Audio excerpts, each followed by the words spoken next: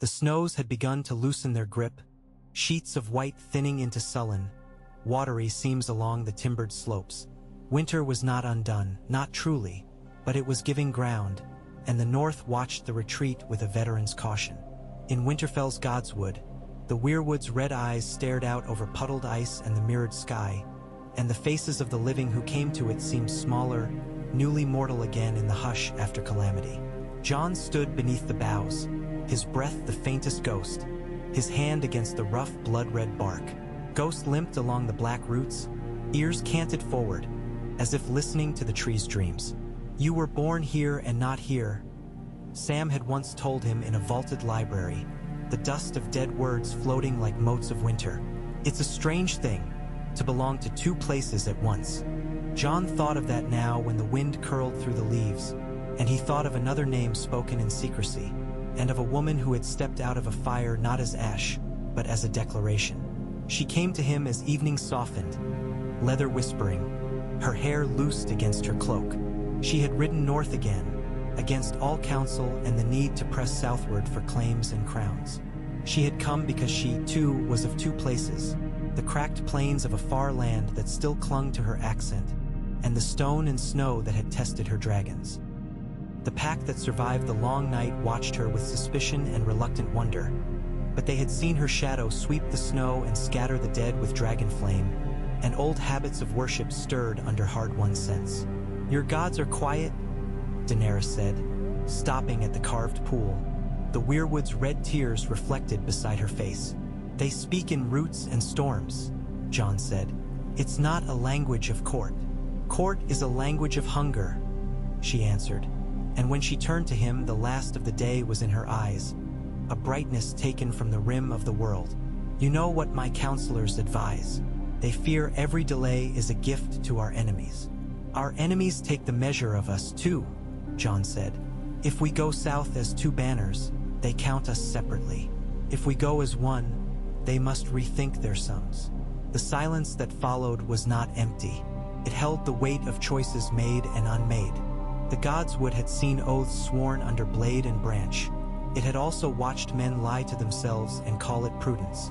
Daenerys set her gloves upon the stone lip of the pool, then set her bare hand against the water, fingers pale beneath the red mirror of the leaves. "When I was a girl," she said, "I dreamed of breaking chains and opening doors that had been barred to me. Later, when the doors opened too easily, I feared the wind would carry me where I did not intend to go. If we bind our houses now, there is no unbinding that will not be read as war." Jon looked down at Ghost, who had laid his great scarred head against the roots and closed his eyes in what might have been trust. He looked up at the pale trunk and the red leaves and the sky beyond, where the first star trembled into being. He knew the North's stubborn music, its slow rhythms that asked more of a man than to announce himself as king. He knew, too, the way the South spun around mummers' choices and long knives behind smiling teeth. "It can be read as peace," Jon said, "as a home built where a ruin stood." "Peace," she said, and taste tested the word in the air.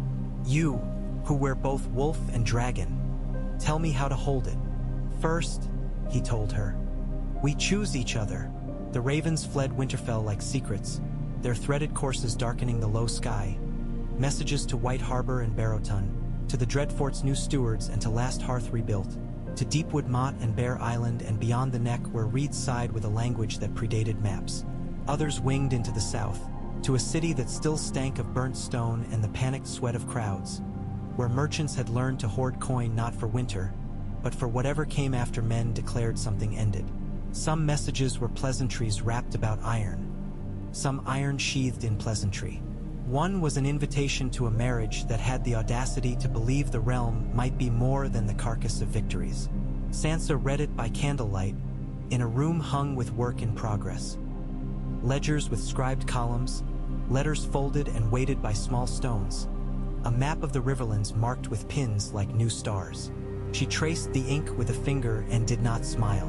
She did not smile because there was too much to survive, and because she had been taught that the shape of the mouth could betray the shape of the heart. But she did look up, gaze narrowing in calculation that had become its own species of care.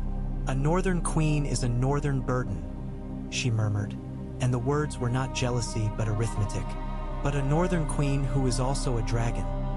That is, a someone does not do only once." Arya perched like a note in the window, one knee up, her face unshuttered. "If they love each other, it's simple," she said. "If they don't, it's still simple." Sansa glanced at her sister and let a winter's worth of unspoken language pass between them. Absolution, caution, respect, and the old game of guessing the shadow behind the voice. "We will make it simple," Sansa said.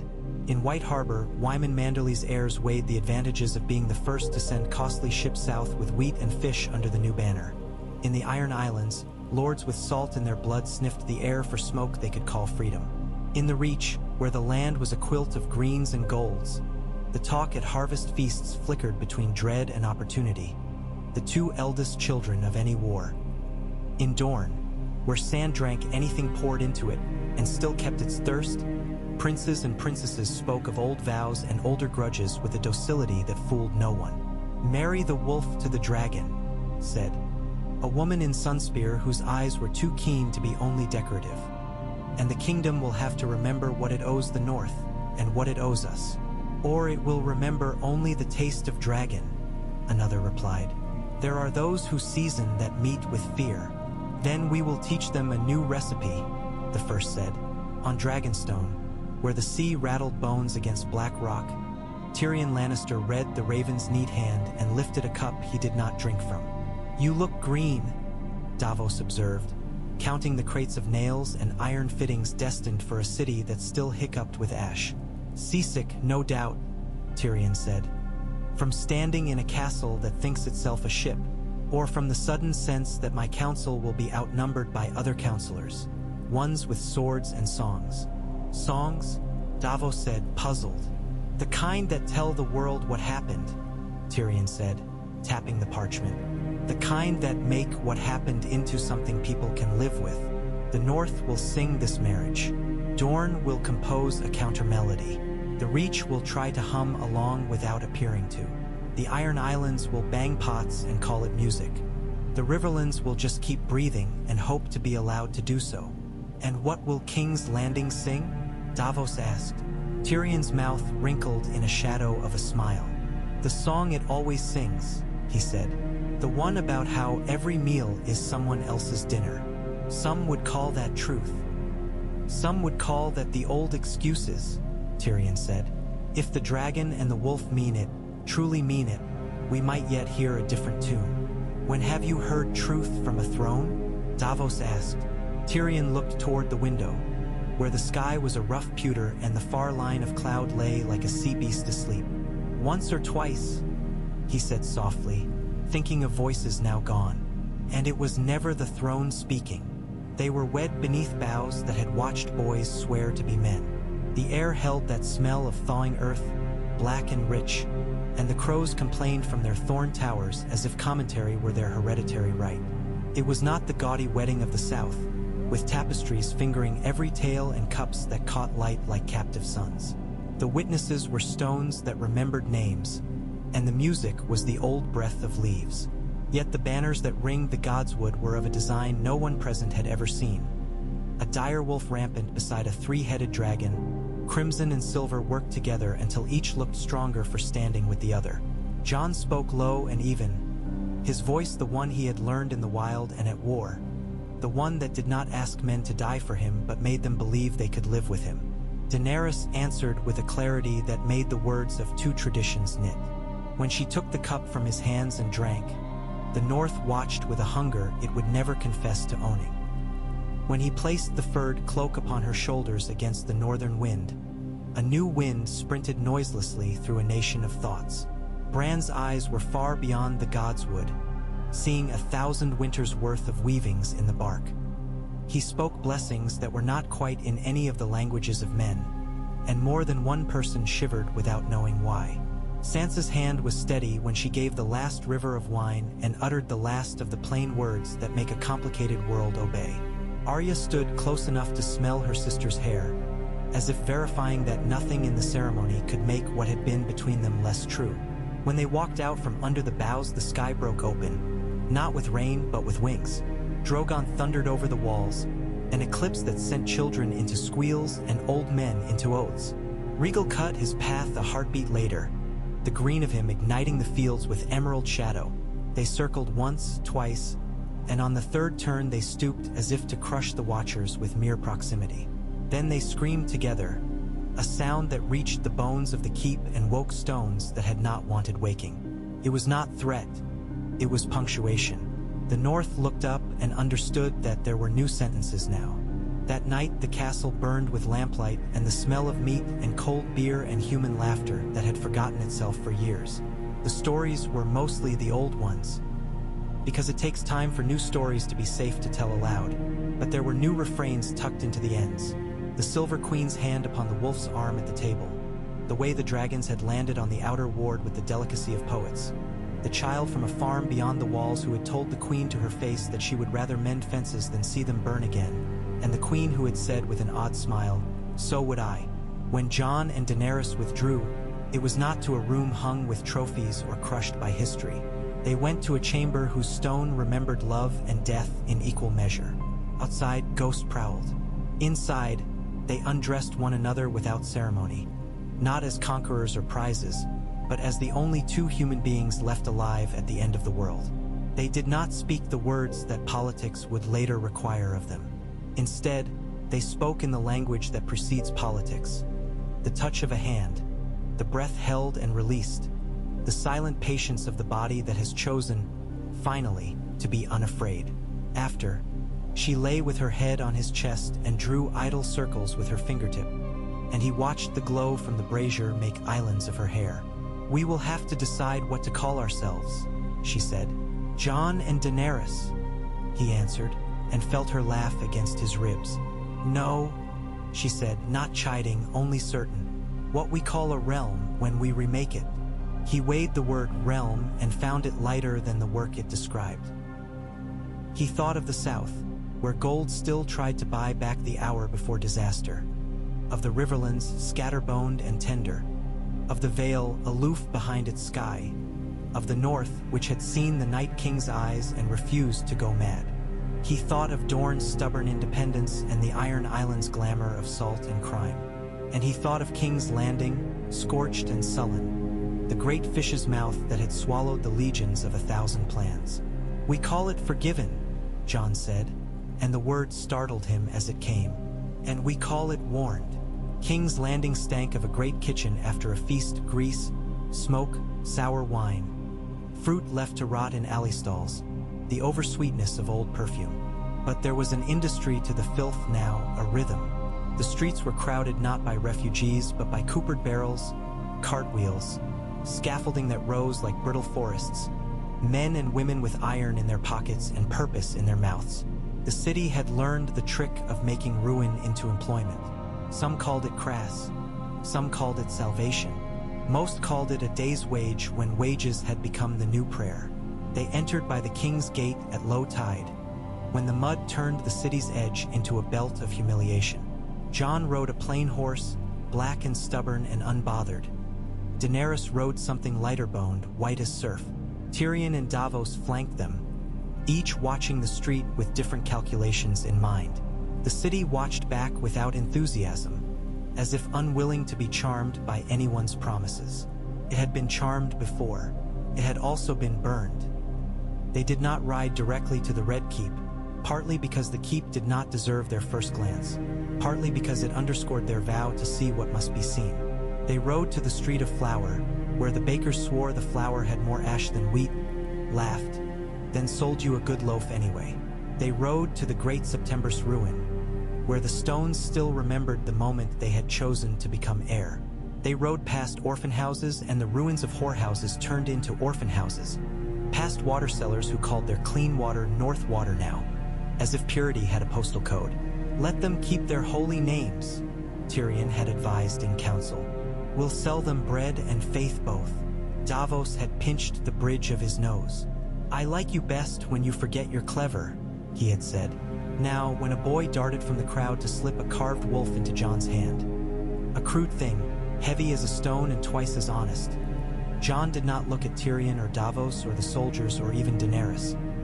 He looked at the boy, who had the starved look of city children and the fearlessness of orphans who believed in their own myths because no one else would.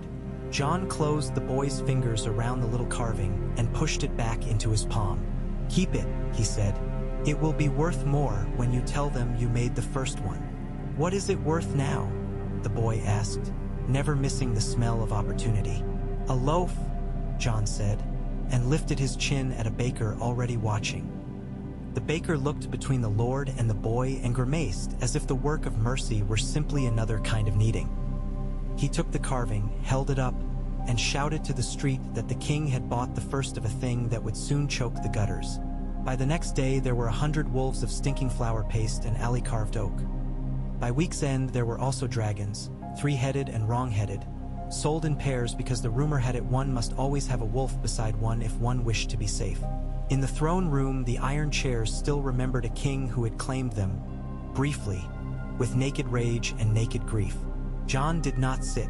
They had agreed that neither would, not at first. Not until the realm had been spoken to in its other languages, the ones of bread and water, of law, of the dignity of being left alone.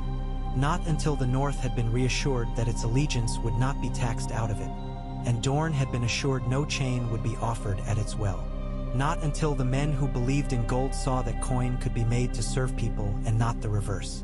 "We will not melt it," Daenerys said, walking the perimeter, a hand near but not on the iron, as if trying to feel whether the heat of old sorrows could be drawn off. "We will starve it." Tyrion smiled with half his face. "May I suggest methods of famine?" "By all means," she said. "First," Tyrion said, folding his hands behind his back in mock scholastic fashion, "we ensure that the great families understand the price of making new enemies is higher than the price of mating with new friends. Marriages, pardons with teeth, offices offered to those who will make enemies inside their own houses rather than outside ours. Second, information. Let the broadsheets print our failures before our enemies do. Third, markets. Work makes people more loyal than speeches. Fourth, and this is the one you two will hate, spectacle. Give them reasons to speak of something other than fear. A new festival. A day when the dragons fly low over the river and the bakeries give away loaves and we pretend the world can be kind. And the fifth, Davos asked because there was always a fifth. Tyrion looked at Jon. We forgive, publicly, conspicuously, not the unforgivable, not treason dressed as opinion, but the lesser hates. The tax collector who cheated because he was hungry, the hedge knight who wore a false badge to feed his squires, the woman who stole bread and taught 6 orphans to do the same. We forgive them and then ask them to help us count the coins. Make a city that believes itself permitted to improve. And the ones who did the unforgivable? Daenerys asked. We make a rope and call it a law, Tyrion said, and nothing, in all that newly mended room, sounded more tiring.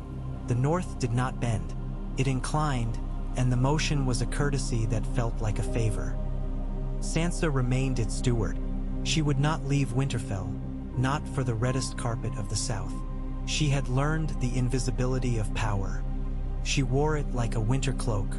She ruled with ledgers as much as lances, with a memory for every face that had come to her gates during hunger, with a habit of asking questions that made men explain themselves so well they found they wished to become the sort of men their explanations suggested. Arya came and went like weather. Sometimes she was at Jon's side in council, a silence that made talkers uncertain. Sometimes she was gone for months, returning with a look in her eyes like a winter horizon. Far, clean, a little bit dangerous. Bran sat in a wheelchair by the heart tree and spoke of edicts at distances a man with normal sight could not name. He conversed with ravens and with maps and with a boy's memory of honest bread. And when Jon asked him whether they were right to try to stitch dragon and wolf into one hide, he replied simply, "It has been tried. It has not been tried like this." "What is different?" Jon asked. "You," Bran said. Then, after a long pause, "and her." At court in the capital, a new experiment began. It was not a new small council, though there was that. It was a council that met once a fortnight in the open court, under a canvas shade that made the palace's stones seem briefly humane. Merchants were allowed to speak first, briefly and only with proof.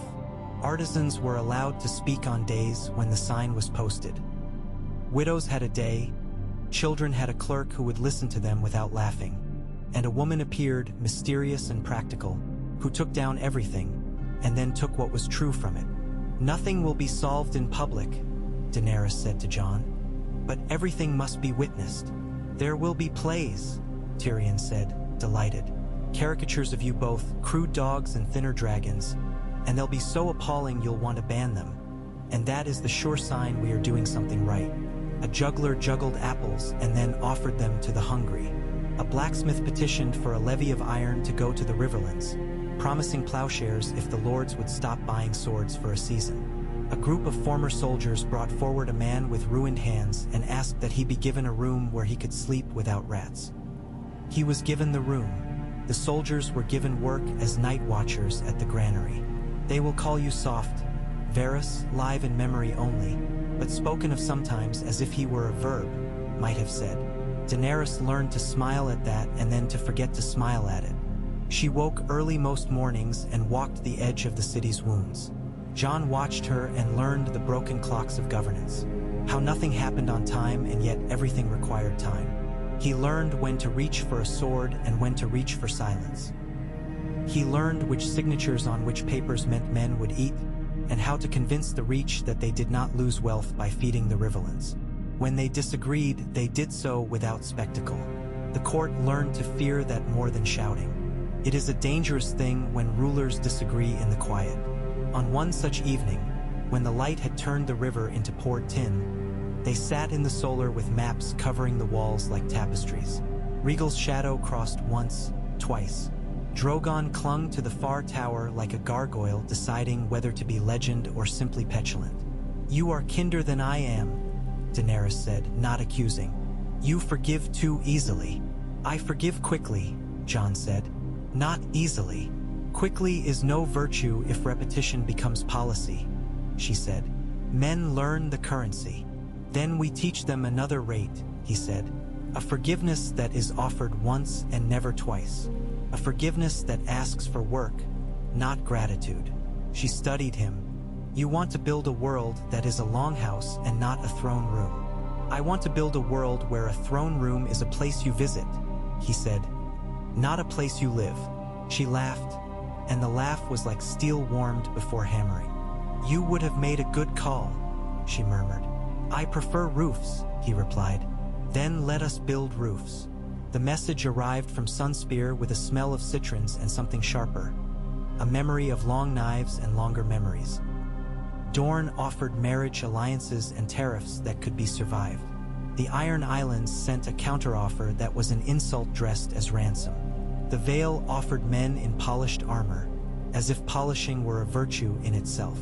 The Westerlands, toneless and rich, offered gold, and then, when the offer was greeted with a polite lesson on bread, offered or instead. The reach of the crown was not in soldiers or spies, but in the mathematics of water and wind. Grain routes were mapped as meticulously as battles. The Riverlands became a weaver's shop for the realm, with tariffs cut to make bolts of linen the envy of every coast. Former men of the Night's Watch, unmoored since the wall had become more monument than bulwark, became river wardens who navigated the new laws as if they were rapids. The faith grumbled and then learned to bless, because hungry men have no ears for sermons. In all of this, the work of rebuilding the Targaryen dynasty took on a meaning different from banners and songs. It became the work of making a name stand for more than fire and hunger. Children born in the alleys of King's Landing grew up with dogs named Ghost and kittens named Ember. Paintings appeared of a wolf asleep between the paws of a dragon, sometimes comic, sometimes tender, sometimes very bad and therefore beloved.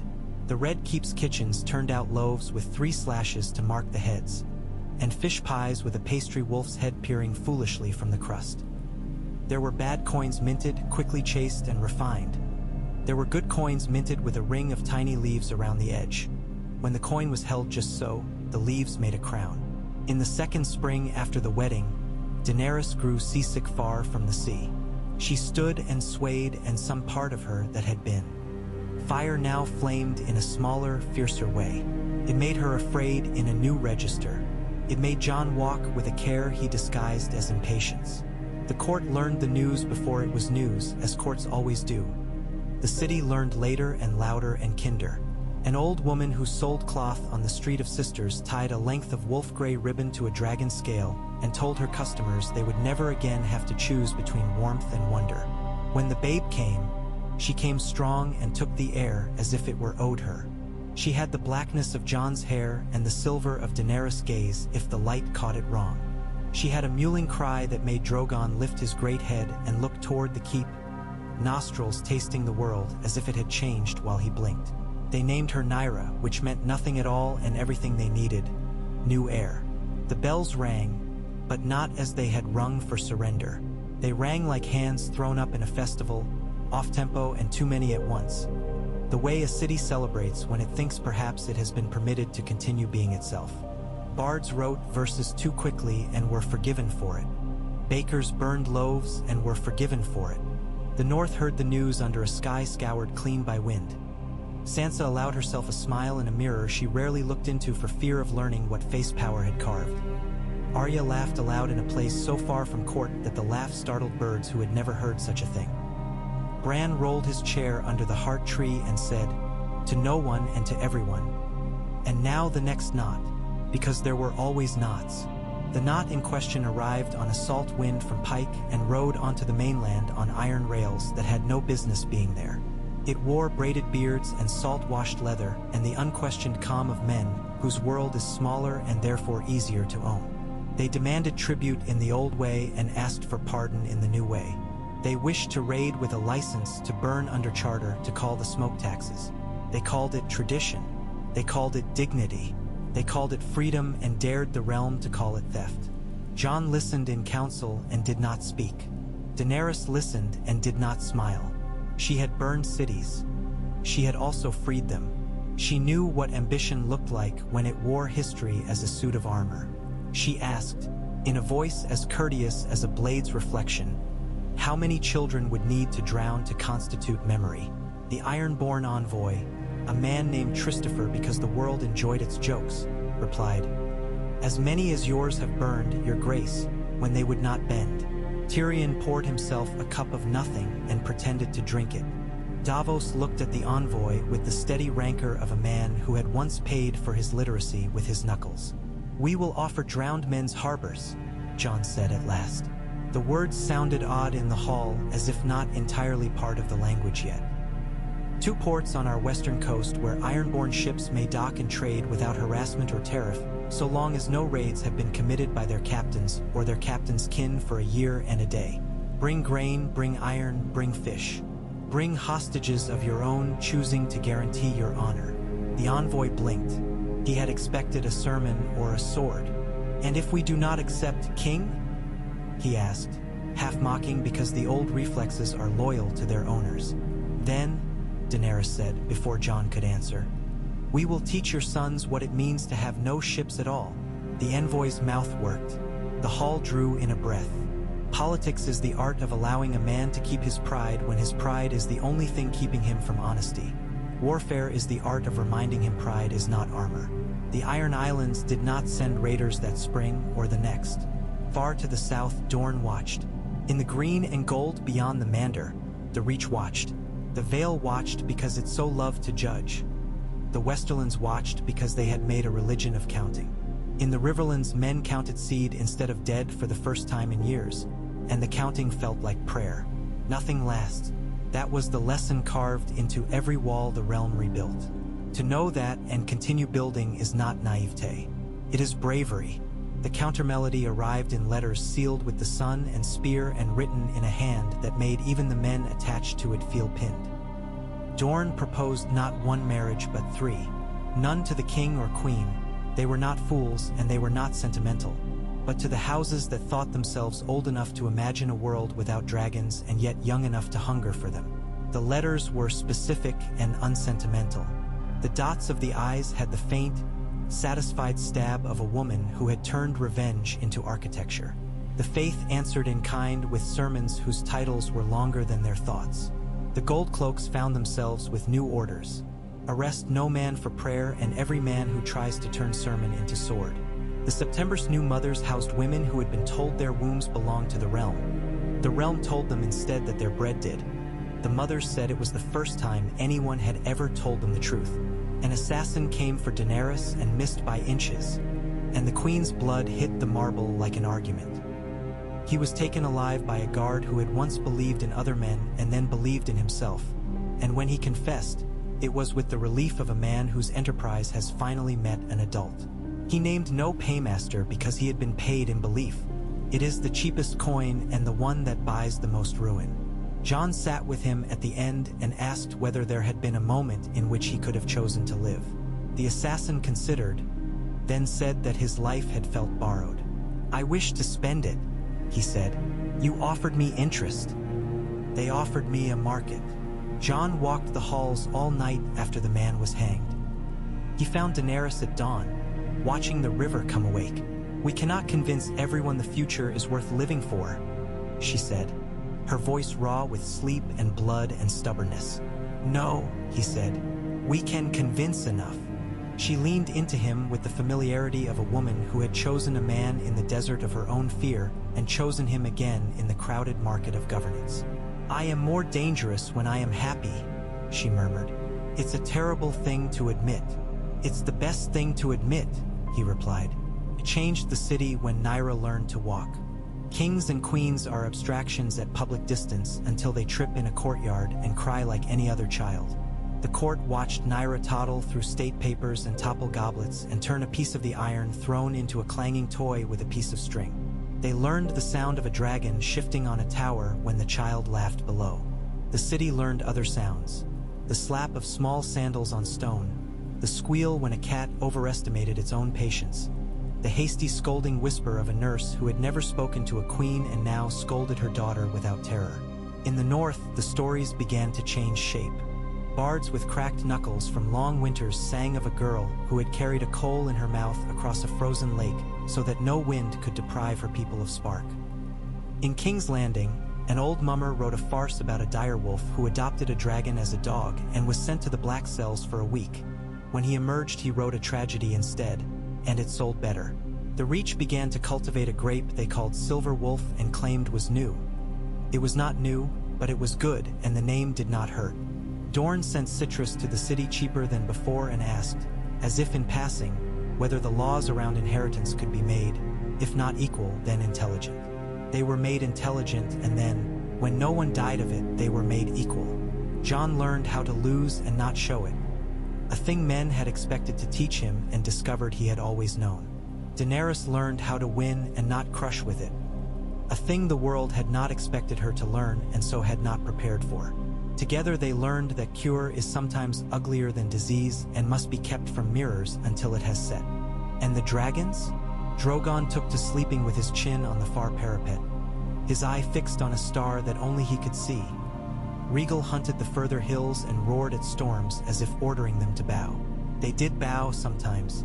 The people of the city grew used to the way the very air felt different when the dragons were aloft, a tautness, a new gravity. It made coins drop faster. It made kisses feel longer. It made liars speak more carefully.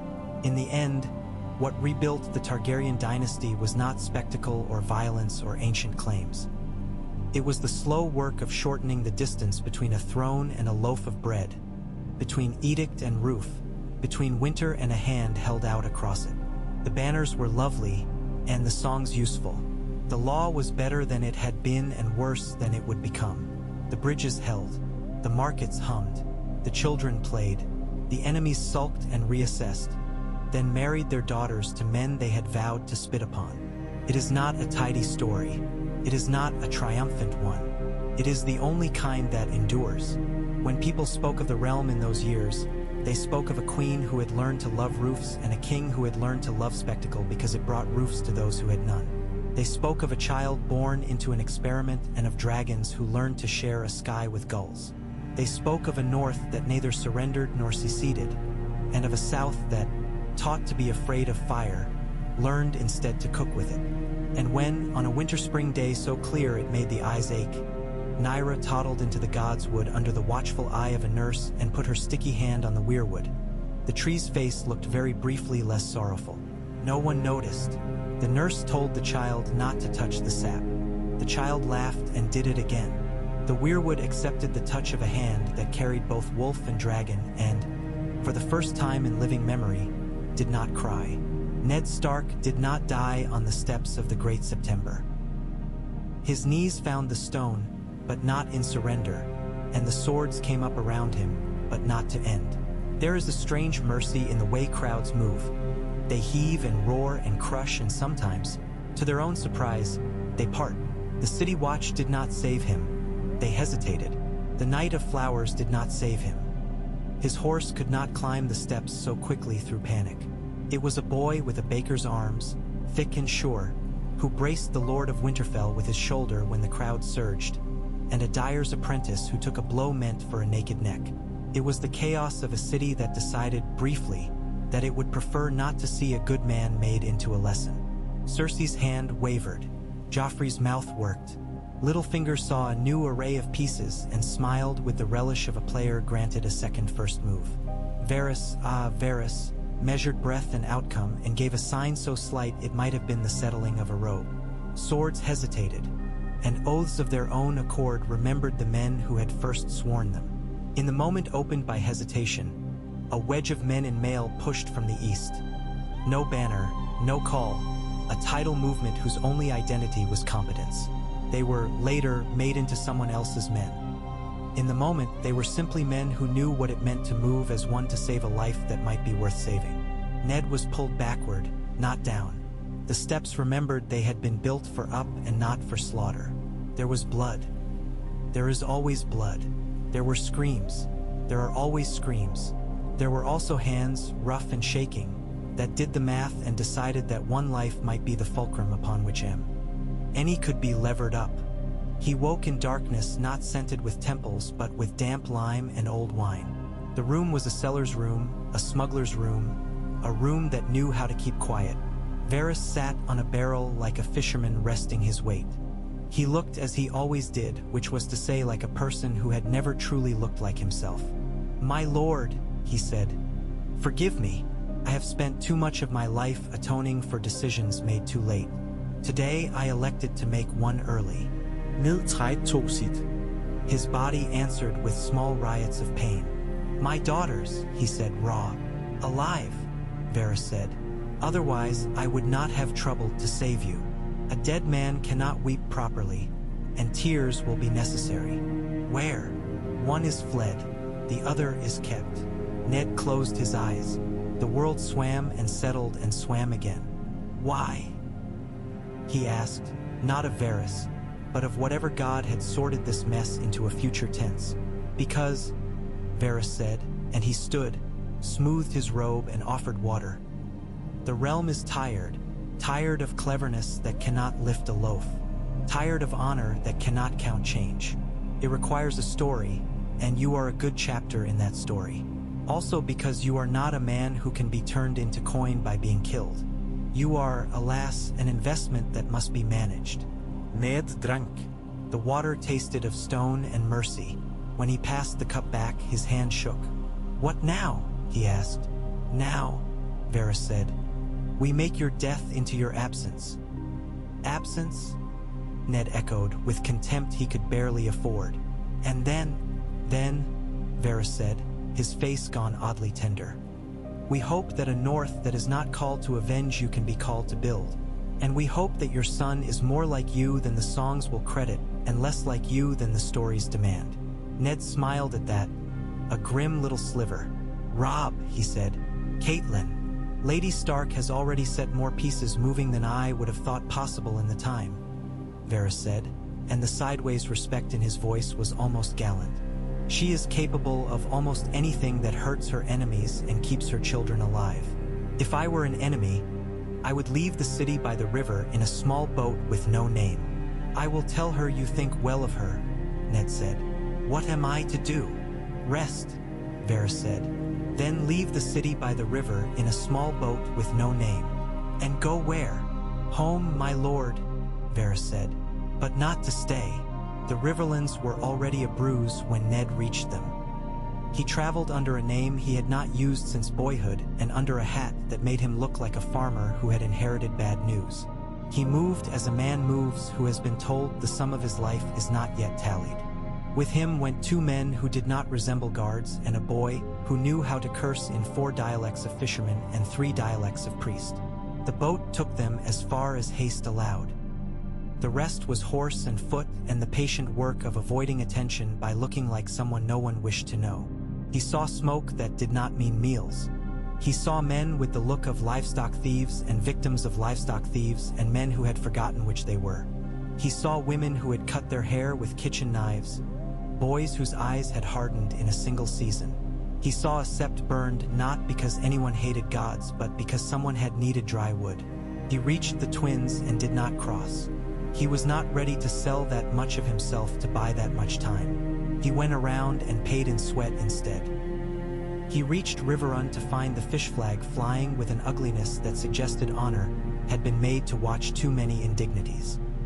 He stood in a shadowed gateway and watched his wife walk the parapet with a face that had been taught, in a single winter, to mask as well as any southern ladies. He did not reveal himself to her that day. He stood and watched because he had learned, finally, that the first thing a man must do when he believes himself owed is to consider whether he has understood the cost. He watched his son stand at council and make a mistake and learn from it in the time it takes to draw breath and speak again. He watched men defer to a boy because they recognized in him something they had been starving for. The look of someone who would not sell their grief back to them at interest. When he finally came to Catelyn's chamber, it was at her summons. She had known he was there. Of course she had. She closed the door and stood, hands folded, and the distance between them was a tapestry of all the words they had not spoken because they had never needed to, and all the words they would now have to speak because they needed to more than air. "You are alive," she said.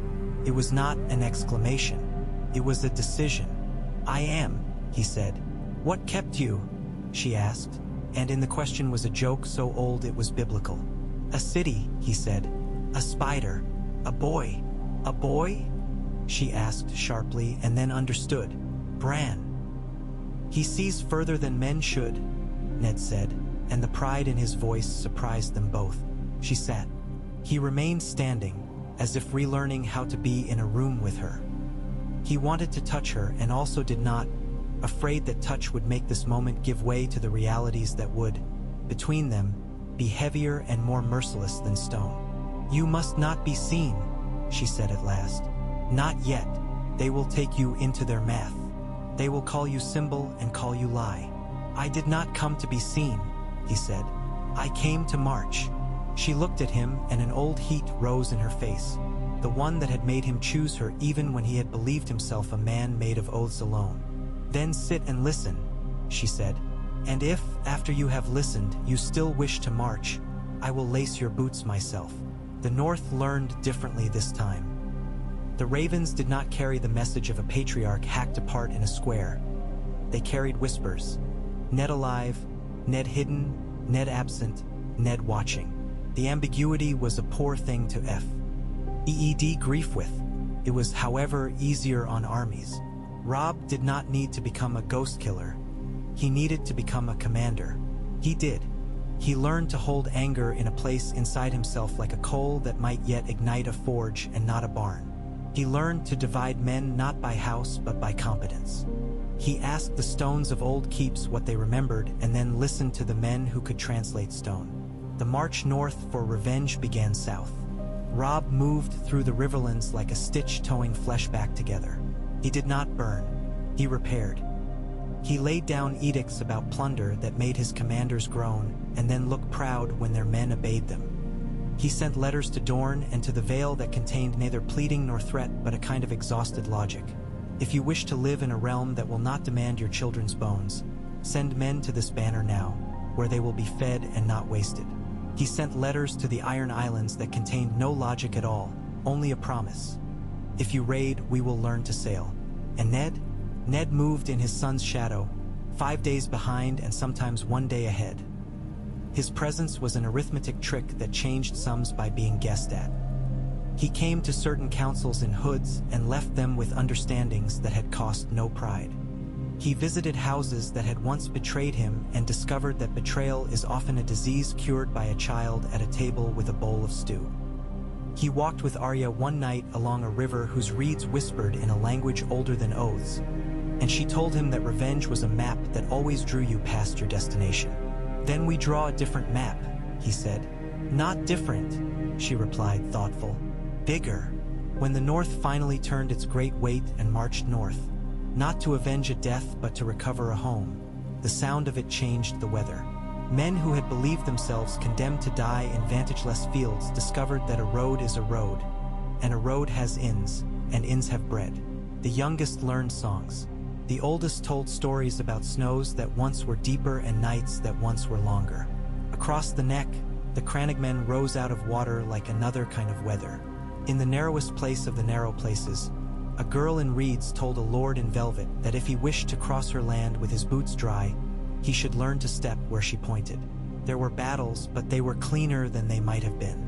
The aim was not to erase enemies, but to make them unable to persist at scale. Supply trains were taken, bridges dismantled and rebuilt only after their captors had learned something. Sieges were begun and then traded for cleverness. Winterfell was not sacked. It was approached, surrounded, and asked a question so sincerely that the walls themselves, if stone can love, shivered at the possibility of saying yes.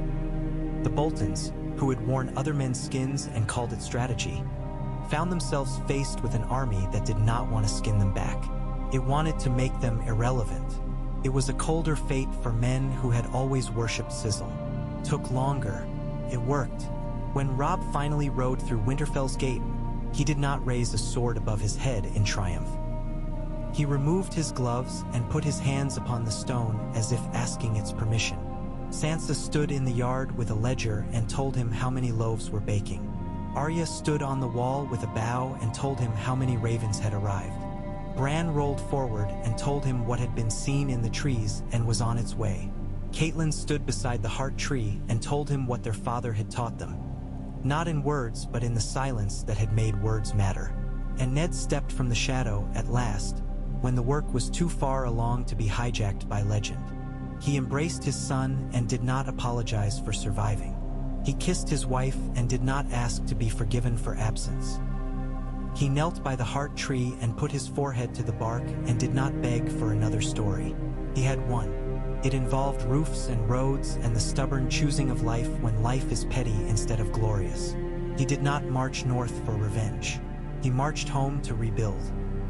And when word came, as word always does, that a girl with silver in her eyes and fire in her shadows had married a man with winter in his name and a wolf at his side, Ned Stark, who had once believed honor and love must be handled separately lest they contaminate one another, smiled and said, "Good."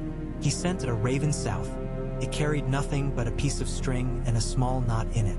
The message was not a secret. It was a craft shared. The realm learned, slowly and crudely, as realms do, to tie such knots for itself, to bind without strangling, to remind without constraining.